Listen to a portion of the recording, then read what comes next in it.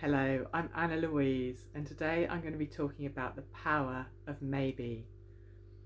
Why am I talking about the power of maybe? It's because maybe has the potential to open up new possibilities, it has potential for us to come more into our own truth, and it also has the potential to elevate together when we're with other people. What I'm going to touch on is firstly the three ways that we often use maybe, and then I'm going to lead on to how maybe can be used in a different way and what can be included in that to give it its power. The first thing then is the three ways that maybe are often used. Let's see if any of these feel familiar to you. Firstly, it can be used as a way of saying no when we don't really want to say no. So I wonder if you've ever done this, when someone's asked you a question and you've really inside you've felt like it's a no, but you haven't quite wanted to say no. Maybe you feel it would be impolite to say no, or you feel a bit uncomfortable, and so you might say maybe. So that sort of tone. Or if it's not familiar for you saying it, have you ever heard someone else say it in that way and you've logged internally, oh yeah, that means a no? So that type of maybe feels like it's not really an empowered no. It's not being able to own our no and truthfully say our no. So that's one type of maybe. And then another type of maybe is when we would like to, but we're not sure whether we can. So for instance, you might ask me, would you like to go to the beach today? And I go, maybe. Let's see if I can juggle a few things in order to make it happen. So there's a clear yes underneath, but there's just some logistical things to make that happen. So that's the second form of maybe. And the third form of maybe is a sense of uncertainty, a real just not lack of clarity. So can you do this? And it's like maybe. So the way that maybe is verbalized in all those three examples really gives us a lot of information, doesn't it? And obviously the context too.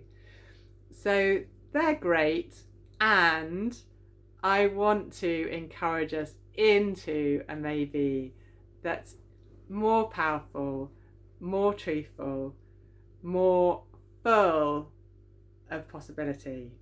So how are we going to do this? We're going to do this by exploring how maybe can be used in a different way. Firstly, I'm going to explore how maybe can be used to allow ourselves space to tune in to ourselves. How often have you found that when you're asked a question, you've said yes too quickly, or you've even said no too quickly? Has that ever happened to you? Perhaps you've just said yes, and then later you perhaps go away and go, I don't know why I said yes. Or maybe you said no, and it's like, I wish I'd said yes. I was with someone the other day and they were telling me that they had an appointment that day to go and have their eyelashes tinted. And she was, why did I say yes? I didn't want to say yes. I was in the hairdresser and they asked me whether I wanted this and I just said yes. And then she was regretting it because she didn't take time to really feel whether it was a yes. She just said yes. And that might be for all sorts of reasons, right? It might be because we're in a rush, or because we haven't really tuned in, or maybe because we think we want to be polite, or there might be all sorts of reasons why we say yes and no too quickly. We might be fearful. We might even be in a state of frustration or aggression. So we say no, a bit like a toddler, no. Not necessarily because we don't want to, but because we have that vibration running. So there might be all sorts of reasons why we say yes or no too quickly. And I'm going to invite us in just now to this possibility that we can take more time over our response, to tune in, to check in. This can be a checking in the moment. Oh, let me just take some time to check in and see what feels good to me. Or it could be, it sounds interesting. I feel like I need some more time to let it sink in. How about I get back to you tomorrow? Really giving the spaciousness that any choice loves to have. If it's not a clear yes or no. Sometimes our yes and no's are really clear and really congruent. They don't need more space. It's just like yes or a no. But then when it's that between the two, so let's imagine, we've got a scale of 100 is a pure yes and 0 is a pure no. Maybe in the top 90%, the pure yes, we don't need any more time. 90 to 100%, we don't need more time to tune in. And in the bottom 10 to 0, we don't need more time to tune into our no. But in that middle ground between 10% and 90%, we may well want to give it more spaciousness, not only to see whether we want to go to the yes or no, but also to see what else might want to happen. And that leads me into my second point. The second point is around what else might be invited here. What other possibilities, what other openings? Sometimes when people ask me to do something, when I tune in,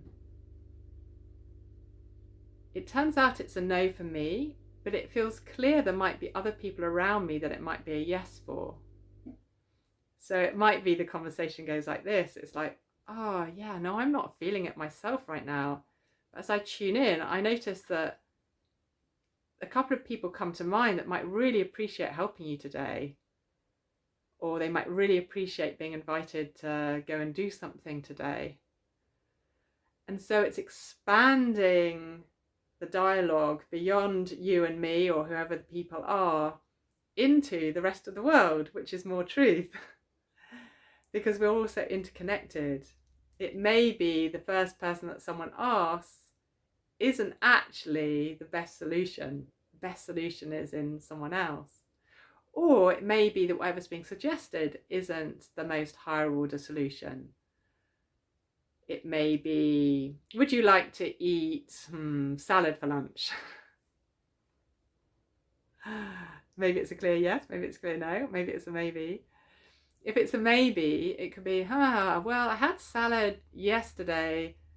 What else could be even better? I go, oh, actually, I really feel like X. And it's, it suddenly becomes this open conversation. So first of all, we've had this sense of giving it space, tuning in. Secondly, we've had the sense of opening up possibilities, not just in terms of other people joining in, but also in what actually is the question and what's being invited. And the third area is about respecting and honouring perfect timing. I love perfect timing. Sometimes the time just doesn't feel right. And then when time does feel right, magic happens and things drop into place. It feels like miracles happen. So being able to honour that as well, just, it's a really interesting proposition here. I'm just not sure the timing's quite right at the moment. Maybe we spend some time tuning in and just seeing what wants to happen when. And then maybe the week after, it's like, yeah, now feels like a really good time. How about you? You may be noticing that all of these elements are opening up new dimensions, right? They're opening up a spatial dimension, potentially a temporal dimension, a dimension of connecting with other people, a connection with dimensions of other possibilities. And that's the real power of maybe. It's an elevation. It's a including more of what wants to happen, and being more in our truth, more in what feels in flow, rather than in obligation. And playing out our tendencies, playing out our habits of saying yes because we think we should do, or because we're in a certain emotional state, or saying no for the same reasons.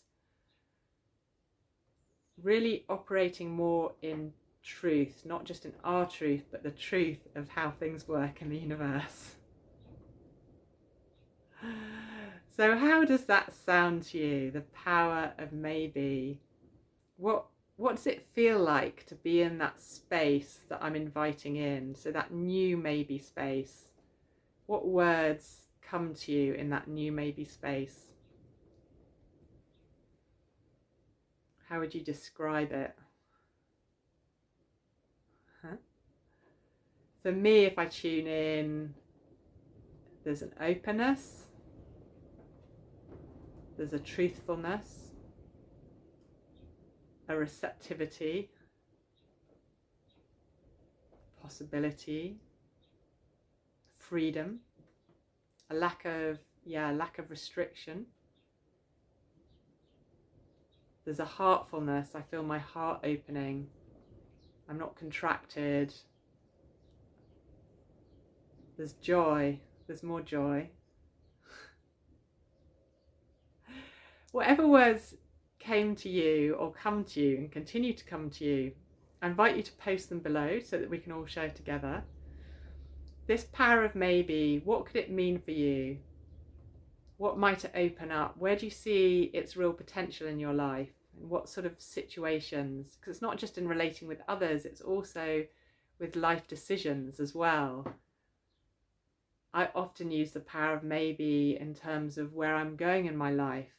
It's like, yeah, that's a possibility. I'm not sure right now. I'm just going to open and see what happens. Maybe. Often people ask me questions and I'll go, maybe. Maybe, let's see. Time will tell. So it's all sorts of levels. So I'm curious to know where you feel resonance for the power of maybe right now. And please, as I say, do write below so that we can all share together. And if you enjoyed this video, do share it with others, particularly people that you often relate with, you're often having conversations with. So you might be asking each other things, you might be arranging things, so that when you have these conversations, it makes it easier for both of you to come into a more open and truer sense of relating. If you've both watched this video, you can play around with it together and come into the power of maybe. You can even invite the power of maybe. So what would happen if we invited the power of maybe right now? What might come through our awareness, and just see what happens. So please do share with anyone that you think it might be relevant for. And if you've liked this, I'd really appreciate if you press like and do subscribe to the channel. You can press the little bell to get notifications. And if you want to hear more about my work, go to www.resonating.love. Wishing you a lovely time exploring the power of maybe and opening up possibilities and dimensions that otherwise weren't being invited in to your daily life. Happy day to you.